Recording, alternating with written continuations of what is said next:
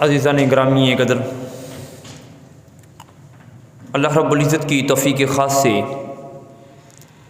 اور مالک کائنات کا کروڑہا کرم ہے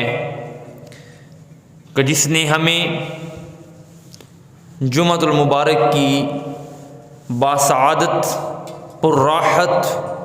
پر مسرت اور پر گھڑیاں ہمیں زندگی میں ایک بار پھر عطا فرمائی، اور اللہ رب العزت کی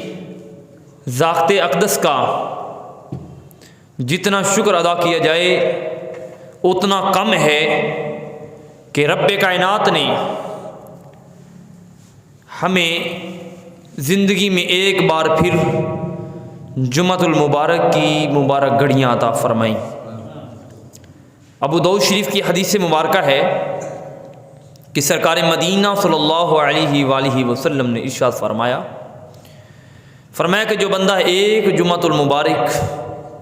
کامل طریقے سے ادا کرتا ہے، کرنے کے بعد پھر اگلا جمعۃ المبارک وہ اپنی زندگی میں دوبارہ ادا کرتا ہے، آمنہ کے لال فرماتے ہیں کہ میں محمد اس بات کی گارنٹی دیتا ہوں،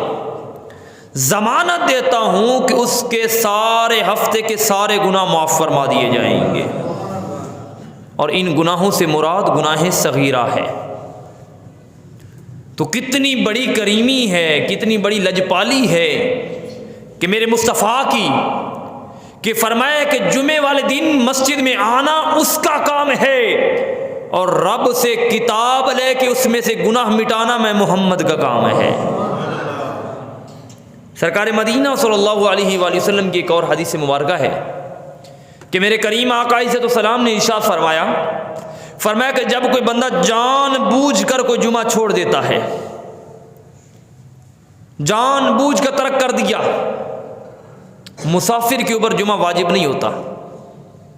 بیمار کے اوپر جمعہ واجب نہیں ہوتا، اپاہج کے اوپر جمعہ واجب نہیں ہوتا، الغرض جس بندے نے جان بوجھ کے جمعہ چھوڑ دیا، یہ بھی الفاظ فرمان مصطفیٰ کے ہیں۔ میرے کریم آقا علیہ السلام نے ارشاد فرمایا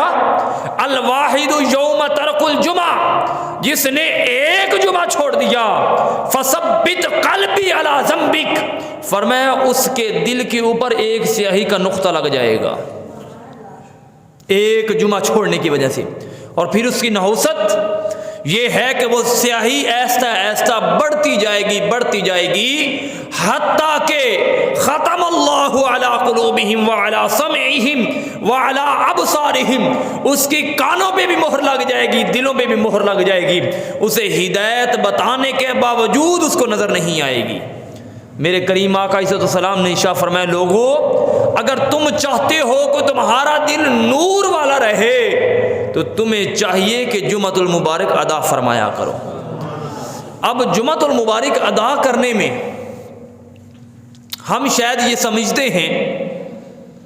کہ جو بندہ مثال کے طور پر مسجد میں آ گیا، امام کے ساتھ 2 رکعتیں اس نے پڑھ لی تو گویا کہ اس نے جمعہ ادا کر لیا۔ ہم یہ سمجھتے ہیں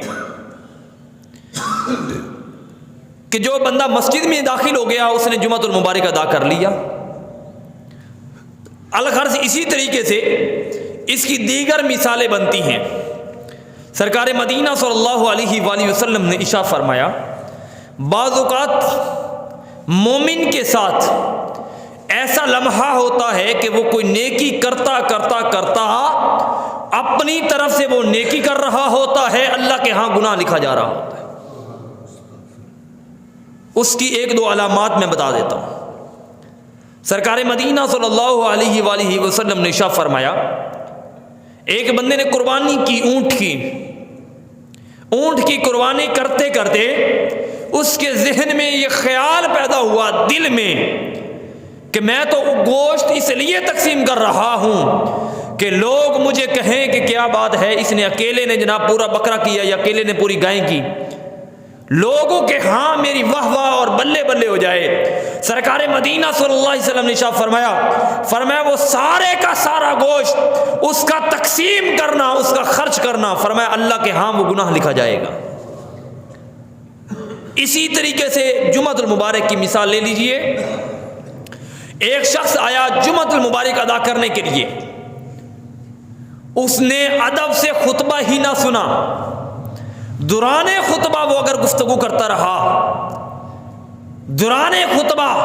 وہ اگر ایک دوسرے سے ہم کلام ہوتا رہا، یہاں تک کہ سرکار مدینہ صلی اللہ علیہ وسلم نے فرمایا کہ جس نے یہ کہا کہ خطبے کے دوران خاموش ہو جاؤ، فرمایا اس نے یہ لفظ بھی کہا، یہ لفظ بھی گناہ لکھا جائے گا۔ اسی طریقے سے جب جمعۃ المبارک والے دن ہم اپنی طرف سے تو جمعہ پڑھنے کے لیے آتے ہیں مسجد میں، بعض اوقات ایسے گناہ ہو جاتے ہیں، ایسی غلطیاں ہو جاتی ہیں، ہم سمجھتے ہیں کہ شاید ہمارا جمعہ ادا کرنا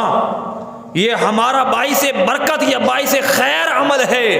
مگر وہ اللہ کے ہاں گناہ لکھا جاتا ہے۔ تو عزیزان گرامی قدر، ہر چیز کے کچھ نہ کچھ طریقے ہوتے ہیں، کچھ نہ کچھ زاویے ہوتے ہیں، ہر چیز کا کچھ نہ کچھ عمل ہوتا ہے۔ جمعۃ المبارک کا ادب اور عمل یہ ہے کہ فَادْخُلُوهُ فِي الْمَسْجِدِ، جب بندہ مسجد میں داخل ہو فَاسْكُتْ عَلَى اللِّسَانِ، اس کی زبان خاموش ہو جانی چاہیے۔ پھر جمعۃ المبارک میں آ کے باتیں کرنا یا ایسی باتیں کرنا، یہ اللہ کے ہاں گناہ لکھا جاتا ہے۔ عزیزان من گرامی قدر، یہ وہ باتیں تھیں، ابتدائی باتیں جو جمعۃ المبارک کے حوالے سے جو تقریباً میں ہر ہفتے آپ کے سامنے پیش کرتا ہوں۔ مالک ان پر عمل پیرا ہونے کی توفیق عطا فرمائے۔ عزیزان